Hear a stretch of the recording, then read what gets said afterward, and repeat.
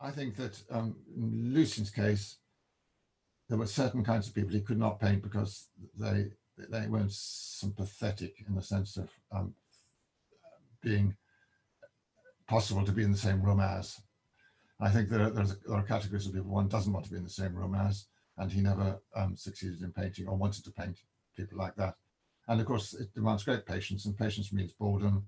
And some of the more canny sitters had themselves done when asleep or as good as asleep, and in comfortable positions rather than very uncomfortable positions. Lee Bowery, big show-off that he was, did the most complicated poses in order to just show Lucian that he could manage it. And is that why Freud cherished Bowery as a sitter, because he would allow him to try out new figurations that no other sitter would have the time for or be able to do? Yes, and of course his outrageousness impressed Lucian, and his sort of absolutely blind courage. I mean, I knew Lee as somebody in mufti, wearing a very boring wind cheater, with a wig on or a cap, not even very big, and so the transformation when you see this little bloke I used to meet on the stairs, when you see the paintings, is that he's not just made him heroic, he's made him fallible and intimate and a bit jokey, all sorts of things which you don't normally get in a portrait. And that was, I suppose, what's so marvelous about Lucian's paintings. He actually got into the character of the person when it was a successful painting, and you saw people as never before.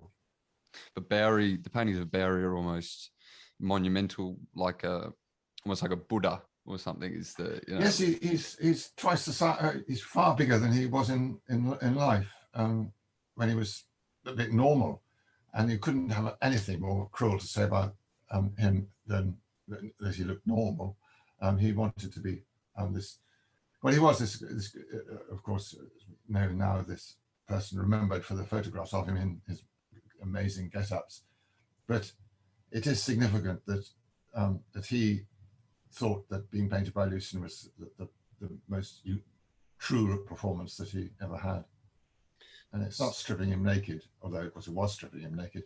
It's actually a sort of empathy, I think. What do you think, Freud painted people nude or naked? And perhaps for the listeners, could you go into the difference between the two? I think to be clothed is to be in a certain disguise or guise. We do it to make ourselves look our best. But the people we know best are the people who are naked.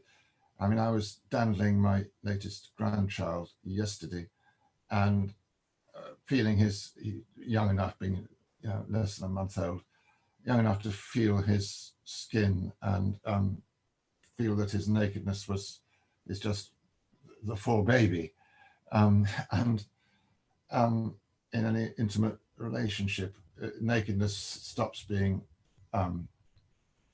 odd and becomes normal, doesn't it? And Lucian did have this ability to paint people naked as though they were clothed, or clothed as though they were naked. It's a remarkable thing. Frans Hals could do it, Rubens could do it, Rembrandt could do it. And of course, it's what if one goes through life rooms, drawing these poor people just standing around and being, holding still. In a life room, it's a kind of exercise that's being done by art students, if they do it at all. And in Lucian's case, paint somebody naked was simply a matter of being on good terms with someone. The whole thing about being naked lost its sort of novelty and became normal. And that's why they're so good. That's interesting what you just said, that he painted clothed people like they were naked and naked people like they were clothed, because I guess his paintings of people wearing clothes, they really do look more vulnerable than his nude subjects. And I guess that's possibly because his nude subjects, he was comfortable enough with them that they would pose for him nude in the first place. Yes. And if he was painting Heine Thyssen of huge wealth, it would have been just that bit too bizarre to have had him naked, I think. Anyhow, he didn't get highly decent naked. And yes, the nakedness denotes a kind of intimacy, doesn't it? And the ultimately rich, or well, Alfie, his Irish bookie, marvelous portraits, but actually the mind boggles at seeing Alfie naked, but dressed. Every bit of his suit and his cufflinks and his signet ring and all those things are part of the portrait. I think there's a slight gap between painting someone naked and someone clothed, which was never quite bridged. I mean, they're more formal, the dress portraits, and the naked ones are more jokey, intimate, and that's what we've all experienced, I suppose, in relationships. On the whole, my doctor is not somebody I'd expect to see naked. Mm. It's almost as if he paints people as if they're wearing their nakedness like they're wearing high-end fashion, like they're wearing their body like it's a, you know, an Armani jacket or something. He knows to capture confidence in a comfortability, if that's a word. I think generally speaking, that the people who posed for him naked were comfortable about it, and even could almost demand it because they were proud of their bodies or didn't give a damn. It's that every single painting is a new negotiation, I suppose, isn't it? And whatever it is. So if it's a bunch of flowers, that's also naked flowers or clad flowers. His portraits of people are obviously not photorealist, but in a sense they were more real than the people themselves. How do you think Freud achieved this, and how did he put more of someone on the canvas than was perhaps even there in reality?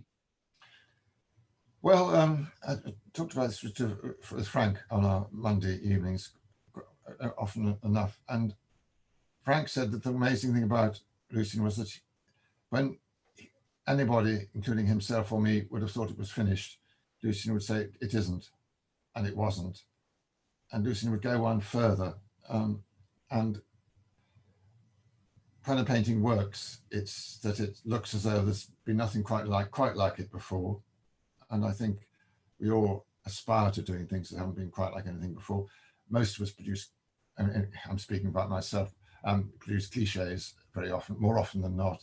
I feel the same. Lucian loathed the cliche, but you know how easy it is to kid oneself with a cliche. It's not extra realism, but it's an extra intensity.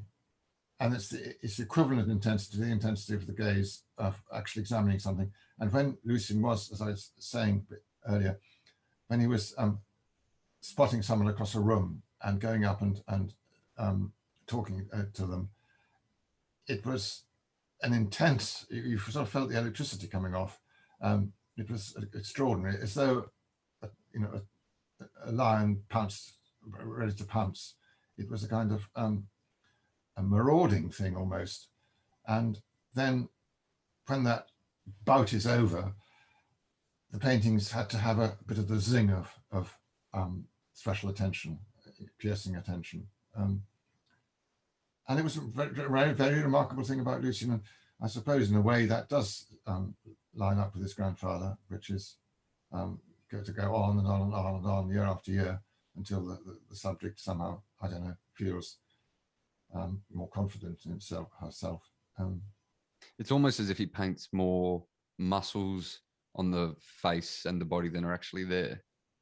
Except that, as people are never tired of saying, that people grow to look like their portraits, and it's true. And Her Majesty, our Queen, has got to look more like her Freudian self over the years. Yeah, in that very remarkable little titchy portrait, which takes. I think it's the best portrait of her. Although she'd probably hate to hear that. I think you're absolutely right. It's a marvelous painting of her, and it's just the size of a shoebox. And well, he extended it. He extended it, didn't he? Because he wasn't happy with how tight the cropping was. Yes, there's a slight extra tiara. Yes.